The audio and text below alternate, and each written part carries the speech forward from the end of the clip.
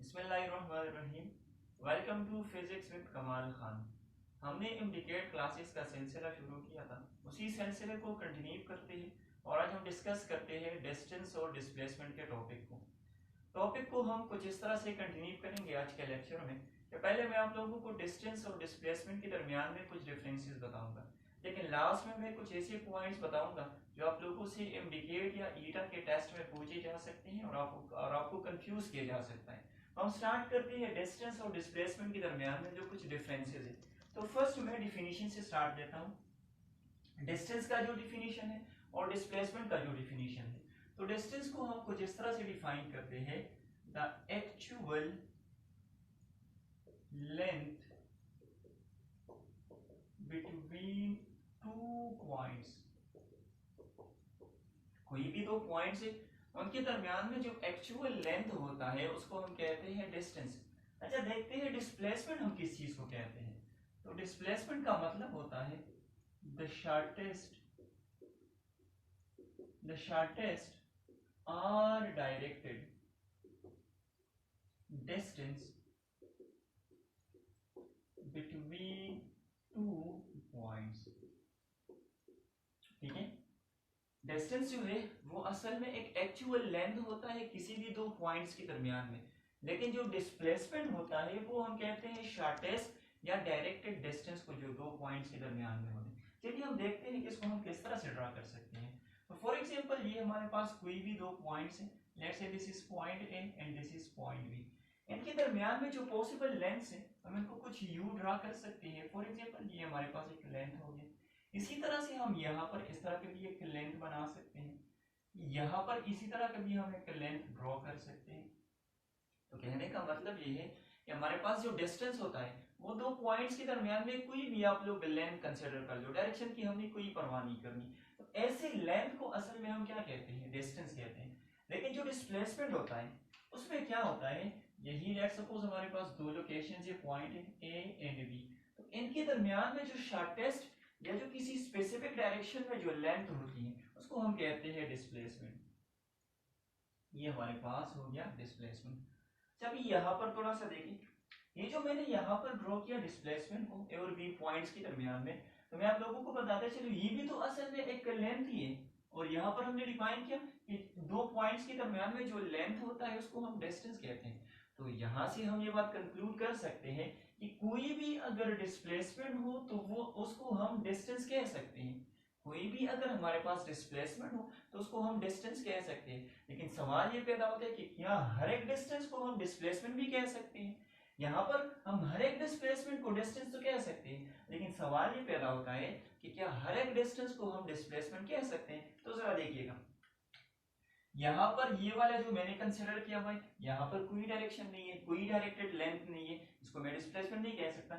इसी तरह से ये वाला या ये वाला कोई डायरेक्टेड लेंथ हमारे पास ये नहीं है, इसको हम डिस्प्लेसमेंट नहीं कह सकते। तो हमें ये पता चला कि हमारे पास हर एक डिस्टेंस जो है वो डिस्प्लेसमेंट नहीं हो सकता, लेकिन हर एक डिस्प्लेसमेंट जो है वो लाजमी तौर पर एक डिस्टेंस हो सकता है। ठीक है, अच्छा यहाँ पर जो सेकंड डिफरेंस मैं आप लोगों को बताने लगा हूँ वो हमारे पास ये है कि इसको हम रिप्रेजेंट करते हैं एस या डी से, लेकिन इसको हम रिप्रेजेंट करते हैं एस, उसके ऊपर एरो, या डी और इसके ऊपर हमारे पास एरो होता है। तो यहां से थर्ड डिफरेंस भी हमें पता चला, वो ये है कि ये जो है ये डिस्टेंस ये असल में एक स्केलर क्वांटिटी है।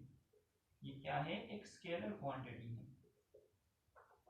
लेकिन ये जो डिस्प्लेसमेंट है तो ये तो हमारे पास एक वेक्टर क्वांटिटी है, क्योंकि इसके अंदर तो डायरेक्शन आ गया। ठीक है, तो डिस्टेंस जो है ये हमारे पास एक स्केलर क्वांटिटी है, जबकि डिस्प्लेसमेंट हमारे पास क्या है, एक वेक्टर क्वांटिटी है। अच्छा, फोर्थ जो पॉइंट मैं यहाँ पर लिखने वाला हूँ, इसका जो यूनिट है इसको हम मेजर करते हैं मीटर में। इसी तरह से डिस्प्लेसमेंट को भी हम मेजर करते हैं मीटर्स में। ठीक है, अच्छा अगर डिस्टेंस और डिस्प्लेसमेंट का हम डायमेंशन चेक करें तो इसका जो डायमेंशन है, चूंकि ये लेंथ है असल में, इसका डायमेंशन हमारे पास कुछ इस तरह से बनेगा, या इसको हम यू भी लिख सकते हैं एम नॉट एल और यहाँ पर टी नॉट आ जाएगा।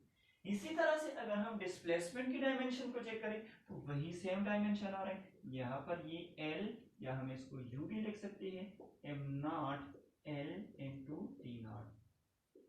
ठीक है, तो यहां से हमें पता चला कि डिस्टेंस और डिस्प्लेसमेंट जो है बाय नेचर ये हमारे पास सेम थिंग्स है, लेकिन यहाँ पर थोड़ा सा बाय डिफिनेशन इन दोनों के दरमियान में एक छोटा सा डिफरेंस मौजूद है।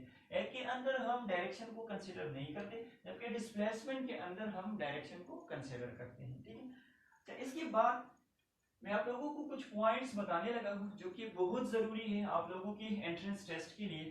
ठीक है, ये पॉइंट्स डिस्टेंस के हवाले से भी है और यही पॉइंट्स हमारे पास डिस्प्लेसमेंट के हवाले से भी है। तो इसके लिए मैं यहाँ पर हेडिंग लगा रहा हूँ इंपॉर्टेंट पॉइंट्स। Important points. अच्छा, सबसे पहला जो पॉइंट मैं यहाँ पर डिस्कस करने वाला हूँ, लेट्स सपोज ये हमारे पास दो लोकेशंस हैं ए एंड बी। ठीक है, अच्छा हमने ये चेक करना है कि इन दोनों लोकेशन के दरमियान में मैक्सिमम नंबर ऑफ डिस्टेंसेस कितने पॉसिबल हो सकते हैं। ये हमारे पास कोई भी दो लोकेशंस हैं ए एंड बी, हमने ये चेक करना है कि इन दोनों लोकेशंस के दरमियान में मैक्सिमम नंबर ऑफ डिस्टेंसेस कितने पॉसिबल हैं। तो अगर यहाँ पर मैं ड्रा करूं तो इस तरह का भी मैं ड्रा कर सकता हूँ, यहाँ पर कुछ इस तरह का भी ड्रा कर सकता हूँ, कोई भी आप लोग कंसिडर कर लो। तो कहने का मतलब ये है कि कोई भी अगर हमारे पास दो लोकेशन है तो वहां पर मैक्सिमम नंबर ऑफ डिस्टेंसेस हमारे पास इन्फिनिटी हो सकते हैं, जितनी मर्जी चाहे बना लो डिस्टेंसेस आप लोग ड्रा कर सकते हो। तो पॉइंट लेकिन जो फर्स्ट पॉइंट है, the maximum number of distances between 2 points is infinity। आप लोगों से पूछा जा सकता है, तो यहाँ पर डायरेक्टली मैंने उसका आंसर आप लोगों को बता दिया। अच्छा, सेकंड जो पॉइंट मैं लिखने वाला हूँ वो कुछ इसी तरह से है, लेकिन डिस्प्लेसमेंट के हवाले से है। ये दो लोकेशंस है ए एंड बी है। ठीक है, आप लोगों से पूछा जा सकता है कि इन दोनों पॉइंट्स के दरमियान में मैक्सिमम नंबर ऑफ डिस्प्लेसमेंट्स कितने हो सकते हैं। तो जरा देखिएगा, डिस्प्लेसमेंट का मैंने आप लोगों को अभी बताया कि ये हमारे पास एक डायरेक्टेड या शॉर्टेस्ट डिस्टेंस होता है असल में। तो यहाँ पर हम सिर्फ और सिर्फ एक ही लेंथ को ड्रॉ कर सकते हैं या सिर्फ एक ही डिस्प्लेसमेंट को ड्रॉ कर सकते हैं। तो हमें ये पता चला कि दो पॉइंट्स के दरमियान में मैक्सिमम नंबर ऑफ डिस्प्लेसमेंट हमारे पास सिर्फ एक ही हो सकता है। तो पॉइंट देखिए, the maximum number of displacements between 2 points is 1। वो हमारे पास 1 ही हो सकता है। अच्छा, एक थर्ड बड़ा जरूरी पॉइंट, अगर हमारे पास क्या हो, एक स्ट्रेट पाथ हो। ठीक है, अगर पाथ हमारे पास क्या हो, स्ट्रेट हो, तो याद रखिएगा इसी तरह का, तो यहाँ पर जो डिस्टेंस है और डिस्प्लेसमेंट है ये असल में आपस में बराबर होते हैं। तो पॉइंट लिखिए, ऑन अ स्ट्रेट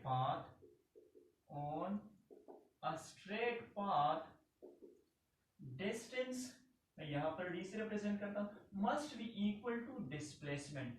डिस्टेंस और डिस्प्लेसमेंट आपस में क्या होंगे, बराबर होंगे। तो अगर आप लोगों से पूछा जाए कि हमारे पास एक स्ट्रेट पाथ है, वहां पर डिस्टेंस और डिस्प्लेसमेंट के दरमियान में रेशो किस चीज के बराबर होगा, तो अगर दोनों के वैल्यूज हमारे पास सेम है तो इनका अगर आप लोग रेशो लोगे तो वो हमारे पास 1 के बराबर होगा। तो पॉइंट लिखिए, the ratio between distance and displacement D and D, और इसके ऊपर एरो, इसका मतलब है डिस्टेंस, इसका मतलब है displacement, on a straight path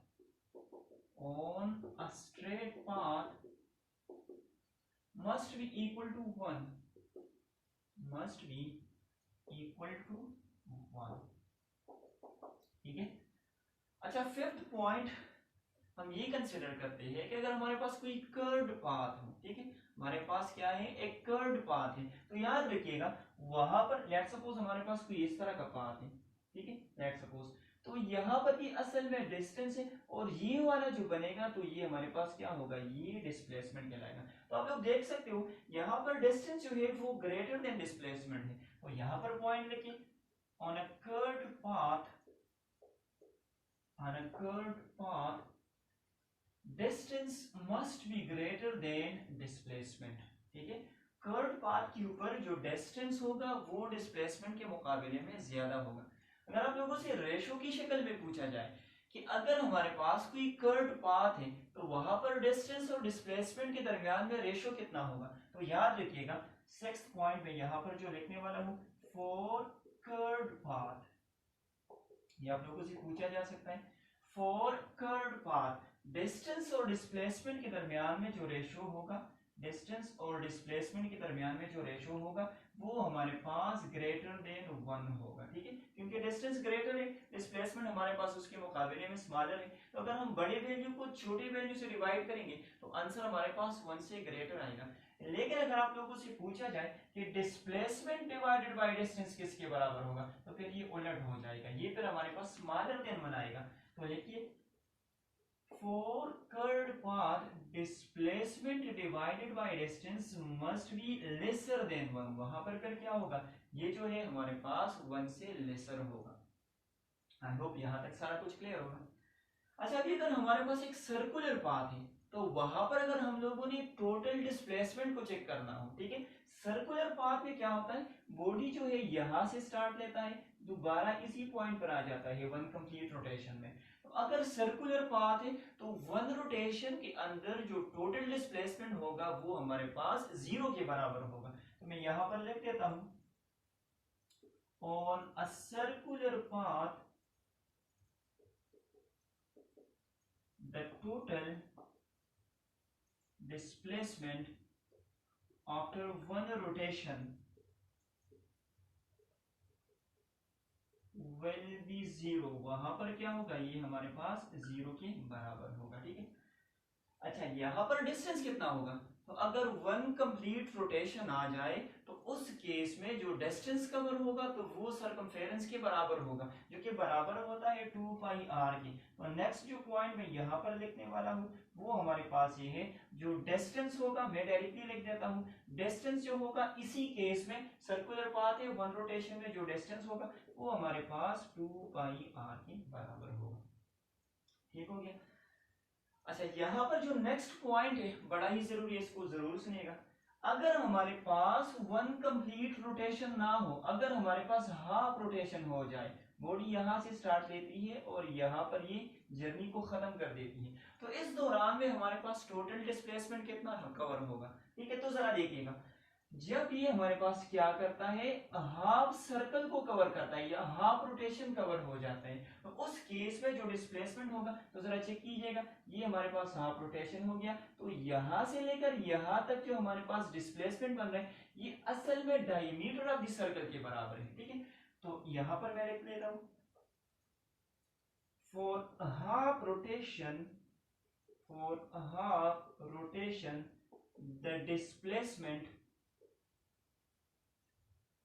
the displacement will be equal to the diameter of the circle, the diameter of the circle, ठीक है। तो ये कुछ इंपॉर्टेंट पॉइंट्स है, इसको जरूर नोट कीजिएगा। इसमें किसी भी पॉइंट के ऊपर एमसीक्यूज आ सकते हैं और कई बार इस पर एमसीक्यूज पूछी भी गई है, ठीक है। इंशाल्लाह नेक्स्ट लेक्चर में फिर एक नेक्स्ट टॉपिक के साथ मुलाकात होगी, तब तक के लिए अल्लाह हाफिज।